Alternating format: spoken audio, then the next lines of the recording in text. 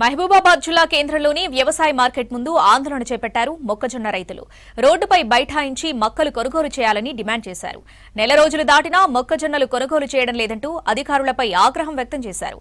అకాల వర్షాలకు తడిసిన మొక్కజొన్న రాసులను కొనుగోలు చేయాలన్నారు. రైతుల రాస్తారోకోతో ఇల్లెందు మహబూబాబాద్ మధ్య భారీగా వాహనాలు నిలిచిపోయాయి. ట్రాఫిక్ జామ్ కావడంతో పోలీసులు రైతులకు సర్ది చెప్పే ప్రయత్నం చేశారు.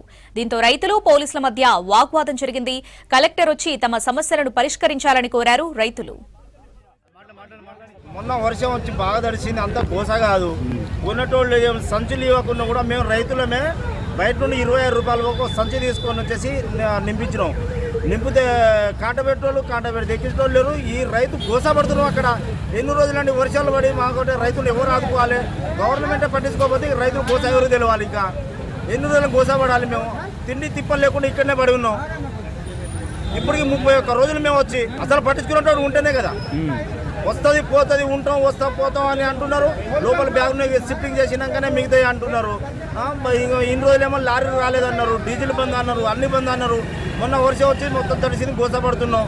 అక్కడి నుంచి వేరే కాడికి షిఫ్టింగ్ చేసినాం. ఈ మార్కెట్కు వచ్చి మినిమం 20 రోజులు అవుతుంది. 20 రోజుల నుండి బస్తాలు లేవు, ఏం లేవు. అప్పటి నుండి వెయిట్ చేస్తూ డిఎం గారు వచ్చి మీరు వెంటనే ఖాళీ అన్ని బ్యాగులు రావట్లేవు, మీ ప్రైవేట్గా బ్యాగులు తీసుకొని మీరు రండి, మేము ప్రైవేట్ బ్యాగులు తీసుకుంటే వాటిని డబ్బులు ఖరీదు ఇచ్చి మేము కాంటాక్ట్ చేస్తామన్నారు. అది కూడా మిస్గైడ్ చేసి ఇప్పుడు నేను బస్తాలు నింపి 15 రోజులు అవుతుంది, అయినా వాటిని కాంటాక్ట్ చేయట్లేదు. మొన్న వర్షానికి అంతా తడిచిపోయి ముద్దయిపోయింది.